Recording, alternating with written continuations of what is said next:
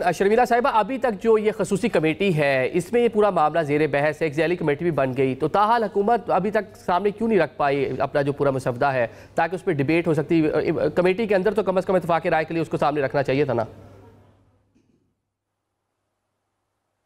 جی شکریہ باسی صاحب. دیکھیے جہاں تک پاکستان پیپلز پارٹی کا تعلق ہے تو ہماری خواہش، کوشش اور جدوجہد اسی چیز پہ ہے کہ اس وقت جو عدالتی نظام ہے جو شدید متاثر ہوا ہے، کیونکہ جو مقدمات ہیں وہ کانسٹیٹیوشنل اور پولیٹیکل نیچر کے ہیں اور وہ عدالت کا 90% وقت جو ہے وہ لے جاتے ہیں، اور عام آدمی کے جو سول لٹیگیشنز ہیں، جو کرمنل لٹیگیشنز ہیں، وہ شدید متاثر ہو رہے ہیں.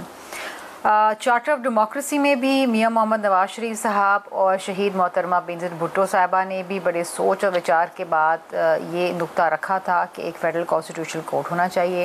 پیپلز پارٹی کے 2024 کے منشور کے اندر بھی یہی شامل تھا اور ہماری جدوجہد بھی اسی مت کے اندر ہے.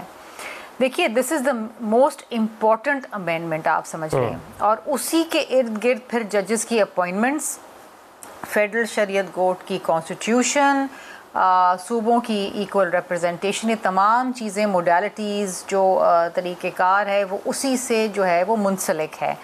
اگر اس کے اوپر اتفاق رائے ہو جاتی ہے تو باقی معاملات میں زیادہ دیر نہیں لگے گی.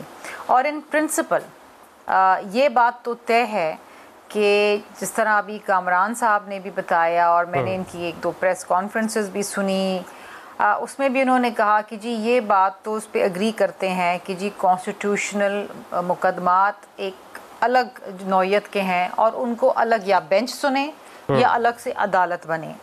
اب یا وہ ہمیں کنونس کر لیں گے یا ہم انہیں کنونس کر لیں گے، ہم اپنے دلائل رکھیں گے، وہ اپنے دلائل رکھیں گے، لیکن اس میں کسی کو کوئی اعتراض نہیں ہے اور کوئی اس بات سے انکاری نہیں ہے کہ اس وقت جو ایک عدالتی نظام ہے وہ ایک عام آدمی کو انصاف مہیا نہیں کر پا رہا ہے اور الگ سے بینچ یا کورٹ کی ضرورت ہو. ہمارا موقف یہ ہے کہ ہمیشہ کے لیے ایک کورٹ بنا دیا جائے، فیڈرل کانسٹیٹیوشنل کورٹ.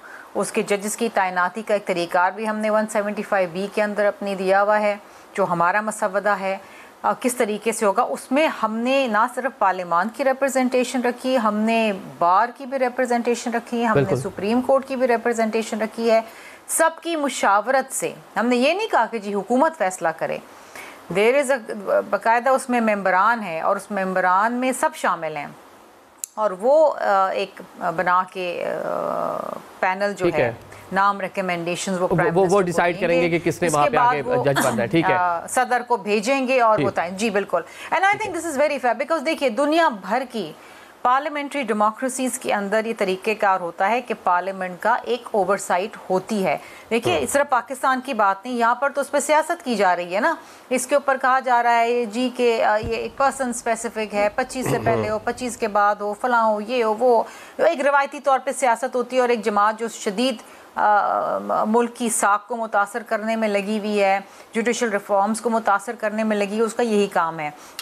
لیکن دنیا کے 77 ممالک ایسے ہیں جس میں الگ سے کانسٹیٹیوشنل کورٹ بنایا گیا ہے اور یہ تاثر دینا صرف پاکستان کے اندر کہ یہ عدلیہ کی آزادی کے اوپر حملہ ہے، یہ شدید غلط ہے.